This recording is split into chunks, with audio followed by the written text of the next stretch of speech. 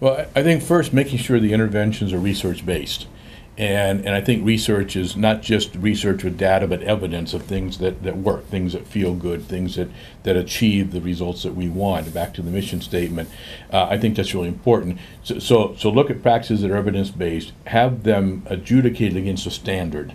And again, back to how we do it in disciplines, is saying here's what an effective, safe, nurturing, honest school environment looks like, and there's standards for that. Then there's the practices that achieve those standards, and then having appropriate tools to frequently assess the school climate. Again, back to my point, not for blame or shame, but for continuously improving that. And the nice thing about the council is that we're in the final stages of doing the standards. We've got a whole set of practices that are effective, that work, including pedagogy, professional development, etc. And we have a set of tools of which people can make choices. And there's a menu of tools, all are quality tools. So in your school, you may choose this tool because it assesses the kinds of outcomes you want. In this school, you may choose another tool. But the bottom line is they've got to be credible, they've got to be authentic, and they've got to be reliable tools. Right. And then fourth is use the data to improve. So it's moving people from awareness to adoption. And then to the point that you want to get at, which is around the policy, is that's the advocacy piece.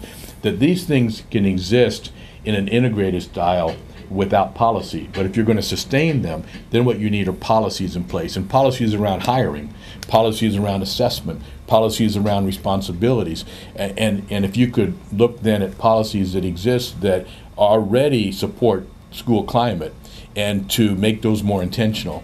And if you could develop new policies that make school climate a central piece of the accountability system, then you move from a pathway of integration and implementation to a pathway of sustainability that operate independent of people. So as you hire a new district superintendent, a new school leader, as new school board members are elected, then their fidelity is to the sustainable set of work.